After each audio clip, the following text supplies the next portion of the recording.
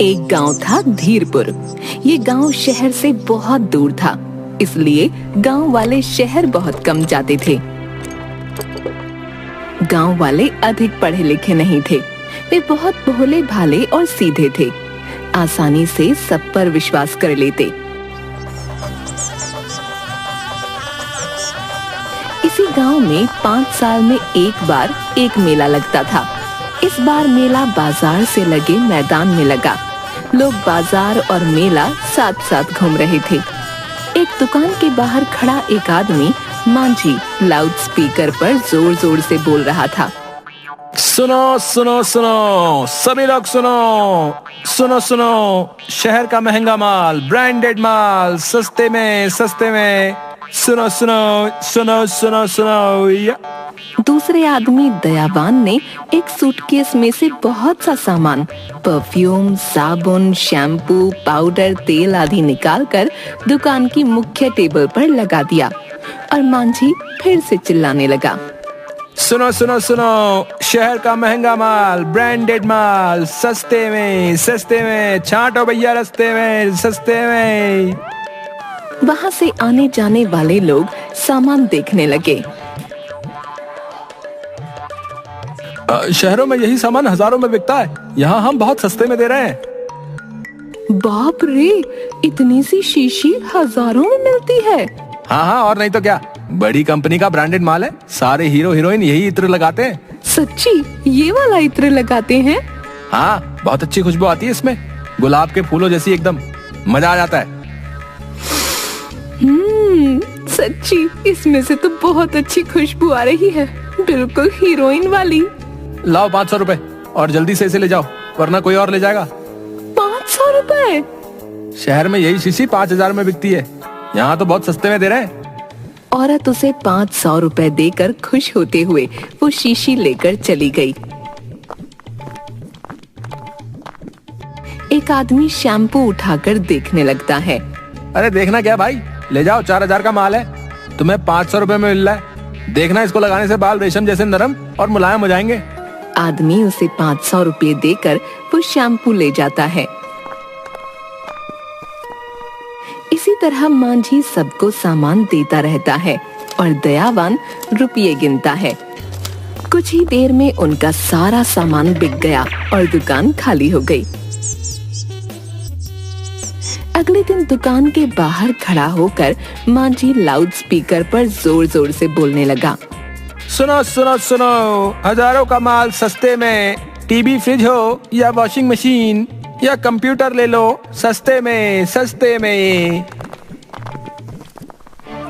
वहाँ से आने जाने वाले लोगों की भीड़ लग गई। भाई कहाँ है टेलीविजन, दिखाई क्यों नहीं दे रहा? अरे वो तो गोदाम में रखा है, यहाँ कैसे दिखेगा? भाई कितने का दे रहे हो? 25,000 का टीवी बस 2000 में मिलेगा।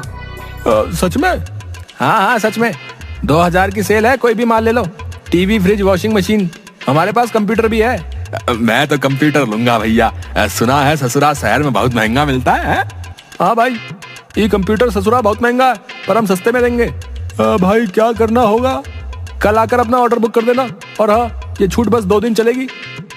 अगले दिन गांव के बहुत से लोग उस दुकान पर पहुंच गए। दुकान में दयावान एक कंप्यूटर लेकर और मांझी एक रजिस्टर लेकर बैठा था। भाई तुम्हारी दुकान में तो कोई सामान नहीं है, कहाँ है हजारों का सामान? हमारा एकदम सीधा काम है, हम पहले ग्राहकों से सामान का ऑर्डर लेते हैं, फिर गोदाम से मंगवाते हैं। हम कुछ समझे नहीं भैया। अरे तुम सब यहाँ आओ, मैं समझाता हूँ। सभी लोग मांझी को घेर कर खड़े हो गए। हम तुम लोगों को ये समझा रहे हैं कि इस दुकान में हम ग्राहकों से एडवांस में पैसे रुपए, जिसे पेशी कहते हैं ना, वो लेकर सामान का ऑर्डर लेते हैं, फिर उसे गोदाम से मंगवा कर दे देते हैं। बात तो सही है, ये दुकान में इतना महंगा सामान रखेंगे तो खराब हो जाएगा ना भैया। तुमको भरोसा हो तो लो, वरना रहने दो भैया, कोई जबरदस्ती थोड़ी है। अरे भैया बुरा ना मानो, हमको पूरा भरोसा है भैया, पूरा भरोसा है। अभी जिसको जो जो सामान चाहिए वो आ जाओ, बिना देखे कैसे बताएं? अच्छा, मैं तुम्हें कंप्यूटर पर वीडियो में सब दिखाता हूँ। दयावान कंप्यूटर में चित्र दिखाता है और मांझी सबको समझाता है। ये देखो भाई लोग, ये वाला टीवी है। वाह भैया, कितना बढ़िया दिख रहा है, बढ़िया दिख रहा भैया। हाँ, हमारे पास सब बढ़िया है। फिर स्क्रीन पर फ्रिज के चित्र आते हैं। ये देखो फ्रिज, डबल डोर, मेरा मतलब है 2 दरवाजे वाला है। ये लाल वाला बहुत ही सुंदर है भैया, मैं ये वाला ही लूंगा। मैं तो वो नीले वाला लूंगा, उस पर तो फूल भी बने हुए भैया। फिर स्क्रीन पर वॉशिंग मशीन के चित्र आते हैं। लो भाई, ये रही वॉशिंग मशीन। सुनो भाई, इतना सस्ते में मिल रही है तो ये सब लोग ले लेना। बेचारी भाभियों के हाथ दुख जाते होंगे तुम बैल जैसे आदमियों के कपड़े धो धो कर। हाँ, तुम सही कह रहे हो। चुपचाप ले जाकर अपनी पत्नियों को उपहार में दे देना, फिर देखना पूरा महीना 56 भोग खाने को मिलेगा। हाँ। सब लोग हंसने लगते हैं। उस ससुरे कंप्यूटर नाम की बला को भी दिखा दो भैया। दयावान कंप्यूटर पर कुछ की प्रेस करता है और स्क्रीन पर कंप्यूटर के कई चित्र आ जाते हैं। लो भाई, ई ससुरा भी आ गया, बचकर कहाँ जाएगा। तुम लोगों को जो जो सामान चाहिए वो लिखवा दो, फिर हम गोदाम से मंगवा कर तुम्हें दे देंगे। चलो चलो सब लोग लाइन में आ जाओ। मांझी एक एक आदमी का ऑर्डर रजिस्टर में लिखता जाता है। हाँ भाई, तुम्हें कौन सा सामान चाहिए। फ्रिज चाहिए भैया। रंग बताओ। नीला, वो बड़ा वाला था ना, वो वाला। तुम्हारा नाम। सोना लाल। चलो अब 2000 रुपए सर के पास जमा करवा दो। इस प्रकार मांझी सभी लोगों के ऑर्डर लिखता है और दयावान सबसे रुपये लेता जाता है। तुम सब लोग 2 दिन बाद आकर अपना अपना सामान ले जाना। हाँ भाइयों, समय पर आकर सामान ले लेना, ठीक है। सब लोग खुश होकर आपस में बातचीत करते हुए वहाँ से निकल गए। ए मती, इतना महंगा महंगा सामान भैया कितने सस्ते में मिल गया है ना।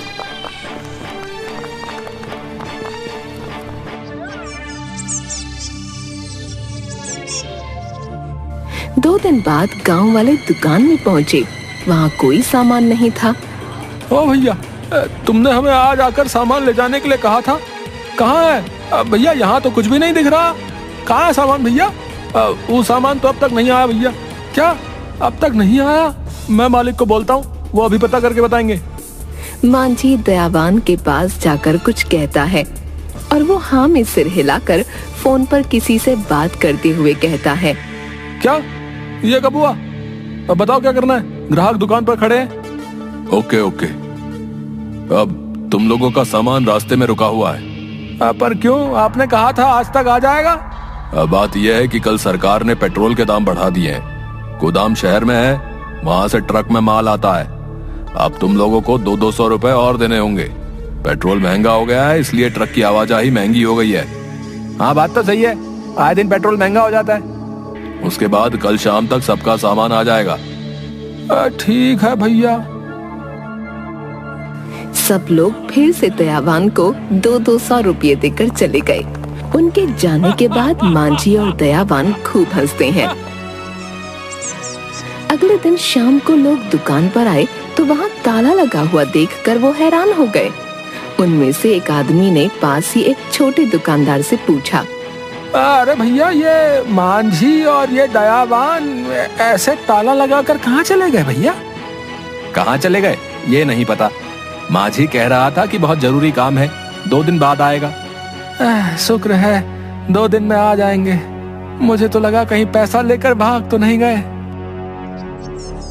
2 दिन बाद वे लोग फिर आए, तब भी दुकान पर ताला लगा था। नहीं भाइयों, वो लोग अब तक नहीं आए। ऐसा करो, तुम हमारी समिति वालों से जाकर पूछो, वो बता देंगे। मुखिया जी, ये दुकान वाले कहाँ गए हैं, कब तक आएंगे। ये दुकान तो समिति की है। उन दोनों ने थोड़े दिनों के लिए किराए पर ली थी, पर दोनों अचानक गायब हो गए हैं। ना ही उनकी कोई खबर आई है। ये क्या कह रहे हो। वो दोनों हमको सस्ते में सामान बेच रहे थे, हमसे तो रुपया भी ले लिए हैं। अच्छा, तो तुम लोगों को भी चूना लगा गए। और भी कई लोगों ने उनकी शिकायत की है। सबका पैसा लेकर भाग गए हैं वो धोखेबाज। सस्ते माल का लालच देकर तुम लोगों को अच्छा मूर्ख बनाया। भाइयों, समझदारी से काम लिया करो। मुखिया जी, आप क्या करें। ये लो, हमारे पास उन्होंने ये पता लिखवाया था। देखो, कुछ पता लग जाए तो छोड़ना मत।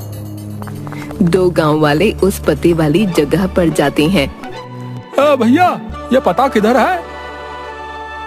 यहाँ से थोड़ा आगे एक खाली मैदान है, वहीं है। दोनों आगे बढ़े तो एक खाली मैदान में एक पुरानी फूस की झोपड़ी थी, जिस पर दरवाजा भी नहीं था। दूसरा गांव वाला वहीं बैठ गया।